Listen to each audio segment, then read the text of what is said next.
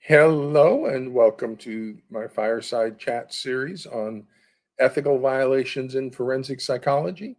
In this particular segment, I'm going to be talking about Standard 2.04. That's Bases for Scientific and Professional Judgments. This is the entry level vulnerability for the forensic custody evaluations.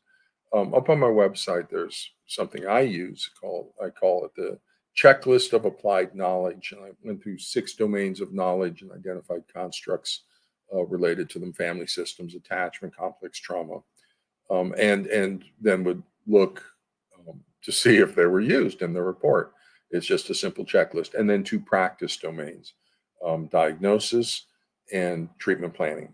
So I've got 6 domains of knowledge and 2 practice domains: uh, diagnosis, diagnosis and treatment planning as the checklist of applied knowledge. And I use that to sort of document my opinion that's going to be in my summary report that the forensic evaluator, by all appearances, is in violation of Standard 2.04, Bases for Scientific and Professional Judgments. So let's take a look at what that is for a second. And that's why I put a red star on this one, because this is the entry one. And so the reason they are in violation of this one is because they're in violation of 2.01. They don't know the knowledge. Because they don't know the knowledge, they don't apply the knowledge. But where we encounter their ethical violation most directly is in the application. They fail to apply. Then once we have that documented, then take a look at their vita and see where in their background, education, training, and experience did they get the required training and competence in the diagnostic assessment of delusional thought disorders and in the diagnostic assessment and treatment of attachment pathology and complex trauma and child abuse and family systems, and it goes on and on. But those attachment and delusions are clear in a way that they don't have that knowledge, because attachment is only in early childhood, is the only place you get that knowledge. Really, I have early childhood, but that's the only place you get it. And delusional thought disorders are in schizophrenia, and I have that. That's the only place you get that. So I'm absolutely confident for sure that every single forensic psychologist is in violation of 2.01 and 2.04 of the APA Ethics Code. And so that's kind of my consulting practice right now, is going through mental health reports and looking for this one, documenting up their ethical violations.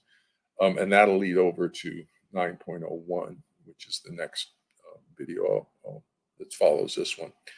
So 2.04, Bases for Scientific and Professional Judgments. Psychologists' work is based upon established scientific and professional knowledge of the discipline. That's a simple sentence, okay? But we're based on scientific.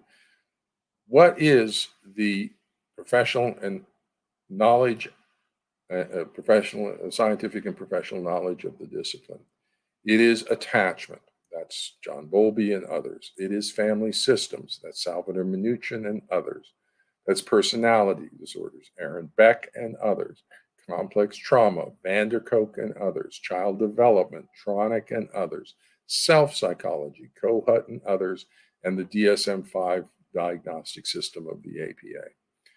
Okay. That's the established scientific and professional knowledge that all mental health, all psychologists are required to apply before they start making up new things. Okay. Before they start making up proposals for parental alienation, they are required to first apply the established knowledge.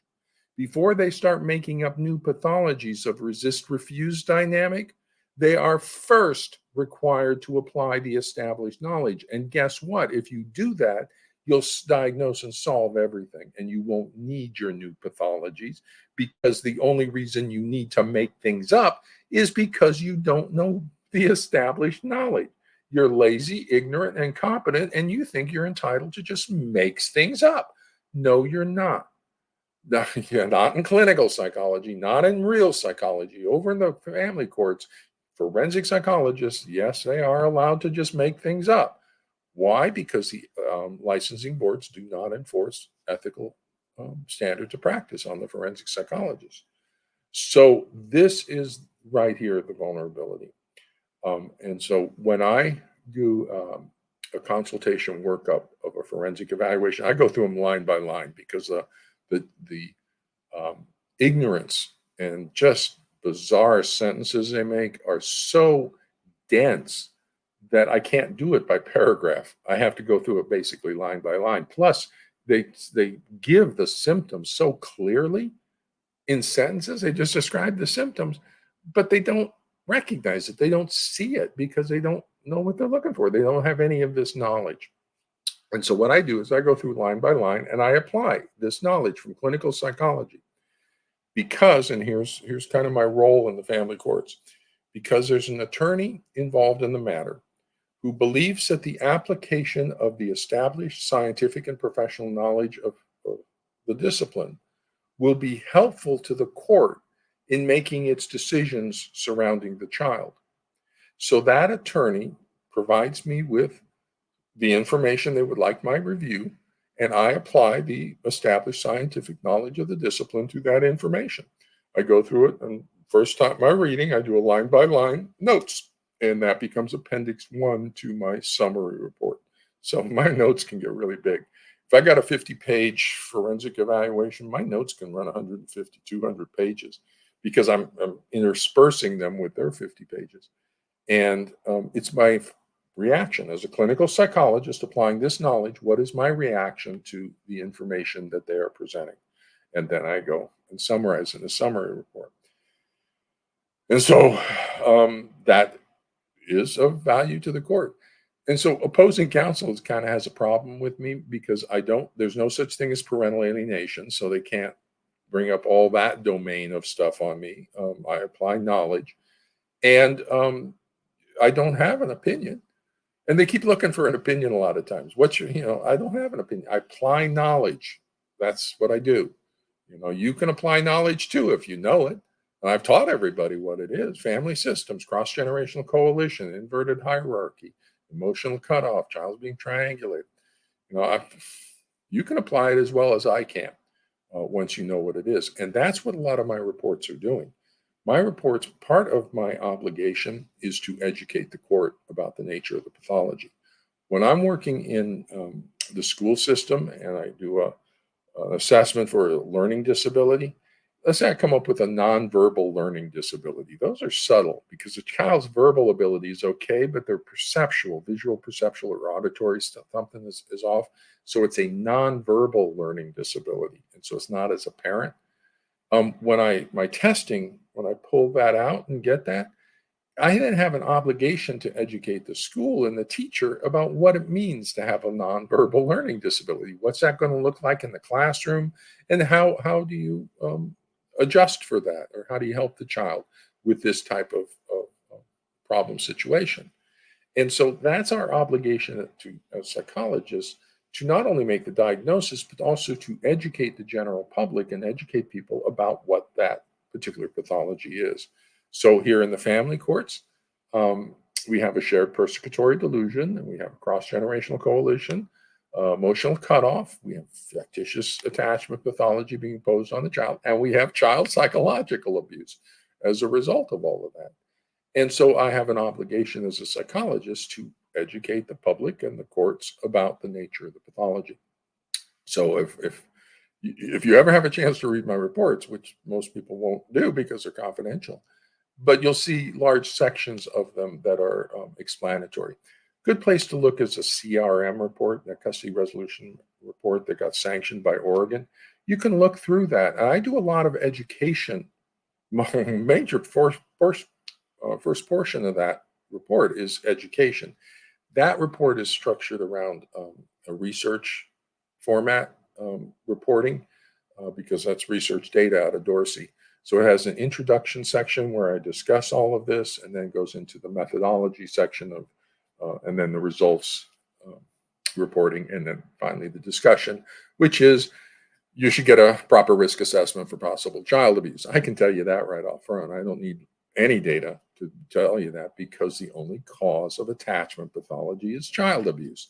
So if you got severe attachment pathology, you need to do a proper risk assessment for possible child abuse.